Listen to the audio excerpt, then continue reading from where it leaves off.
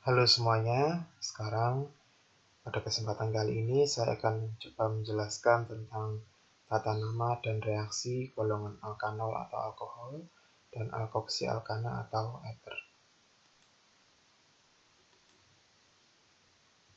Yang pertama, kita lihat dahulu tentang alkanol atau alkohol. Rumus umumnya di sini ya, CnH2n plus 2O. Struktur umumnya ROH. OH ini adalah gugus fungsinya. R ini adalah rantai karbon, ya, rumus umumnya ini CnH2n plus 2O. Ada 3 jenis alkohol, ada alkohol primer, sekunder, dan tersier, tergantung di mana gugus OH-nya terikat. Untuk alkohol primer gugus OH terikat pada atom C primer. Ya, atom C primer adalah ini atom C primer ya. Atom C primer adalah atom C yang mengikat satu atom C yang lainnya. Di sini atom C primer ini hanya mengikat satu atom C yang lain. Sedangkan alkohol sekunder terikat pada atom C sekunder, atom C yang mengikat dua atom C yang lain. Sedangkan alkohol tersier adalah alkohol gugus OH-nya terikat pada atom C tersier. Atom C tersier, yang ini atom C tersier mengikat tiga atom C yang lainnya. Sekarang kita masuk ke tata nama alkohol atau alkanol.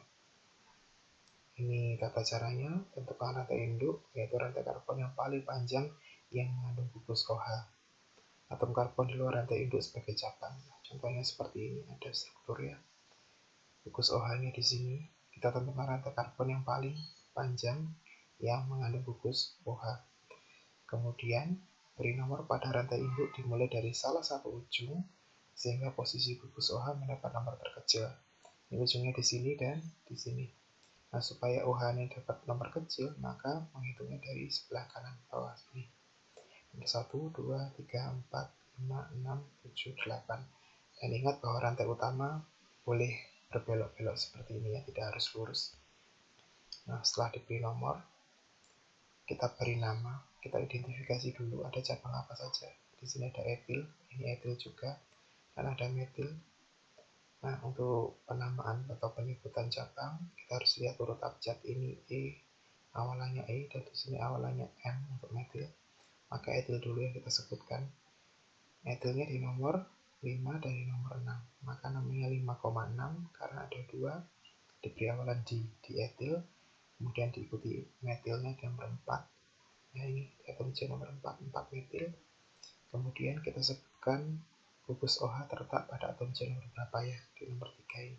3. Kemudian karena rantai utamanya C-nya ada 8, maka okta ya diakhiri dengan ol, oktano. Sehingga nama senyawa ini adalah 5,6 dietil 4 metil 3 oktano.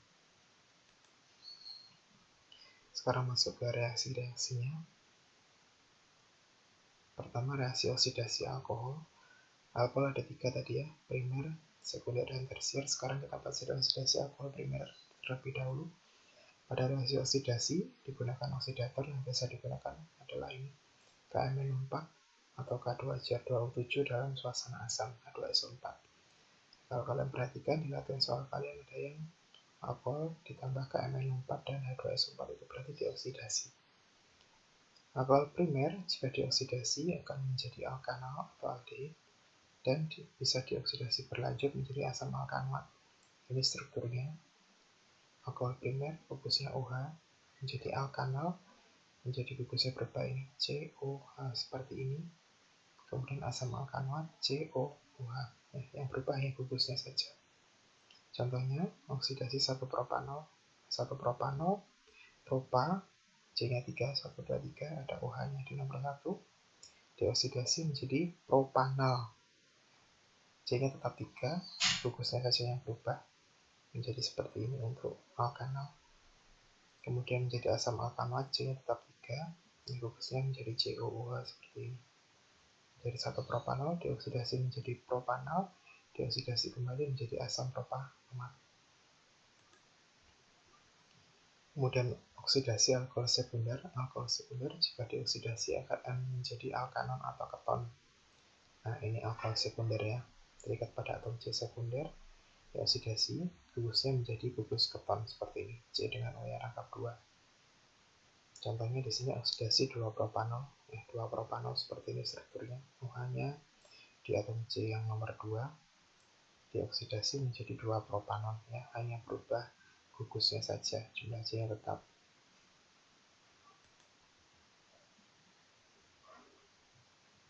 Kemudian alkohol tersier. Alkohol tersier ternyata tidak mengalami reaksi oksidasi, tidak bisa dioksidasi, sehingga seperti ini reaksinya. Kemudian reaksi dengan logam natrium. Alkohol dapat bereaksi dengan natrium menghasilkan natrium alkoksida ditambah gas hidrogen. Ya, rumus umumnya seperti ini, ROH tambah Na. Nah, ini mekanismenya OH-nya tinggal diganti dengan Na ditambah H2 begitu. Nah, contoh di sini ada 2 butanol ditambah natrium. 2 butanol seperti ini, OH-nya di nomor C nomor 2, ya, tinggal H-nya diganti dengan Na. Sehingga seperti ini. C-nya tetap ada 4, O kemudian H-nya diganti dengan Na ditambah H2. Ini 2 butanol. Nah, ini hasilnya natrium 2 butoksida, ya natrium alkoksida di sini karena C-nya 4 butoksida ditambah gas hidrogen. Selanjutnya alkohol jika ditambah asam sulfat pekat pada suhu 140 derajat Celcius akan menjadi eter atau alkoksi alkana ditambah air. Nah, ini rumusnya seperti ini. ROH alkohol menjadi eter ROR. Nah, R-nya ini dari alkoholnya ini ya, jadi sama depan dan belakang nanti. Jumlahnya sama tambah H2O. Contohnya di sini metanol ditambah H2SO4 pada suhu 140 derajat Celcius. Di sini CH3OH, CH3 C-nya 1 ya, menjadi metoksimetana. Ya, tinggal di antara O ditambah di sini ada CH3 di depan dan CH3 di belakang tambah H2O begitu. Kemudian reaksi dengan PCl5 alkohol dengan fosfor pentaklorida, hasilnya alkyl klorida, fosforil klorida dan asam klorida. Ini alkohol ROH, fosfor pentaklorida PCl5, alkyl klorida RCl, fosforil klorida POCl3 ditambah asam klorida HCl. Contohnya di sini propanol, propanol C-nya 3 ya. Propanol ditambah fosfor pentaklorida PCl5 jadinya 1 kloropropanol ya. C-nya tetap ada 3, OH-nya tinggal diganti dengan Cl. Nah, sisanya ini tetap ya. POCl3 dan HCl, fosfor klorida dan asam klorida. Selanjutnya untuk alkoksi alkana atau eter. Rumus umumnya sama dengan alkohol, CnH2+2, tapi gugusnya berbeda. Untuk eter gugus fungsinya seperti ini, R, O, R. Ya, R-nya ini rantai karbon. Bisa sama, bisa beda. Penamaannya seperti ini. Yang pertama, jika gugus alkilnya berbeda, maka alkil yang rantainya terpendek dianggap sebagai gugus alkoksi, sedangkan gugus alkil yang lain sebagai alkananya. Seperti ini ya. Ini R, O, kemudian ada R lagi. Ini kan R-nya beda. Yang lebih pendek rantai karbonnya dia jadi gugus alkoksinya ya. Dengan O ini sekalian jadi alkoksi. Karena C-nya 1 maka namanya metoksi. Kemudian sisanya yang lebih panjang C-nya 2. Maka sebagai nama alkana, karena C-nya 2 namanya etana, maka namanya metoksi etana. Nah, kemudian jika rantainya lebih kompleks, kita perlu beri nomor. Ya, tentukan dulu seperti contoh yang kedua ini, rantai karbon yang paling panjang seperti ini. Kemudian yang mengikat O dan rantai karbon yang lebih pendek jadi gugus alkoksinya ini namanya metoksi. Penomoran dimulai dari ujung rantai induk sehingga letak gugus alkoksi mendapat nomor terkecil. Nah, ini gugus alkoksinya. Maka kita menghitung dari sebelah kanan di sini supaya alkoksinya atau metoksinya ini dapat nomor terkecil. Nama bagian depan adalah gugus alkoksi, sedangkan bagian belakang nama alkananya. Jika pada rantai induk terdapat cabang alkil, maka gugus alkoksi diprioritaskan mendapat nomor terkecil, sedangkan cabang alkil mengikuti nama rantai induk alkana. Ini selain ada alkoksi, ada juga cabang alkil yaitu metil. Ya, intinya alkoksinya harus dapat nomor terkecil, menghitungnya dari kanan di sini.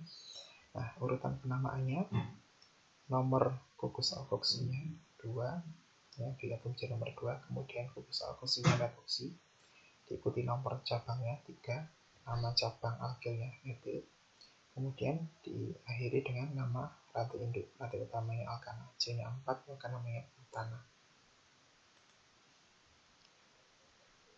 Kemudian ini reaksi alkoksi alkana atau eter. Reaksi dengan asam iodida dengan jumlah terbatas. Alkoksi alkana tambah asam iodida hasilnya alkohol dan alkil iodida. Ya, ini rumusnya alkoksi alkana tambah HI. Ya, tinggal dipotong di sini O dengan R aksennya ini. H-nya masuk ke ini berikatan dengan O. Jadi R OH. Nah, sisanya R aksennya ini berikatan dengan I. R aksen I. Contohnya di sini metoksietana dan asam iodida. Metoksietana, ya, metoksi C-nya 3. Maaf, C-nya 1, CH3. Metoksi ya, yang ini metoksinya, kemudian metana C-nya ada 2. Tambah HI. Nah, memotongnya di mana? Ini yang rantai karbonnya lebih pendek. Ya, ini kan jumlah C-nya 1, dia akan berikatan dengan I-nya. Sehingga jadinya CH3I. Sedangkan yang rantai karbonnya lebih panjang, dia akan menjadi alkoholnya, etanol, begitu. Rantai karbon lebih panjang menjadi alkohol. Nah, kemudian bagaimana cara membedakan alkohol dan eter di laboratorium? Itu sifat fisiknya kalian baca sendiri ya di UKBM. Nah, untuk membedakan alkohol dan eter bisa dilakukan di laboratorium dengan mereaksikan dengan beberapa zat, misalnya dengan natrium atau dengan BCl3. Dengan pengamatan sebagai berikut. Alkohol ternyata bereaksi dengan natrium dan BCl3. Sedangkan eter tidak bereaksi, ya. Jadi tinggal di reaksinya saja dilihat mana yang terjadi perubahan. Berarti dia adalah alkohol. Yang terakhir yaitu isomer fungsi dari alkohol dan eter. Alkohol dan eter memiliki rumus umum yang sama, yaitu CnH2n plus 2O. Contoh senyawa alkohol dan eter yang saling berisomer gugus fungsi. Di sini saya beri rumus molekulnya C3H8O, berarti jumlah C-nya ada 3. Saya beri 2 contoh senyawa di sini yang alkohol, 2 propanol, yang C-nya 3, gugusnya OH. Sedangkan eter di sini metoksietana. Terlihat bahwa gugus fungsinya berbeda antara alkohol dan eter, tetapi rumus molekulnya sama, C3H8O. Itulah yang disebut dengan isomer gugus fungsi. Ya, demikian penjelasan dari saya. Semoga kalian bisa paham. Jika masih ada pertanyaan, silakan bisa bertanya kepada saya. Terima kasih.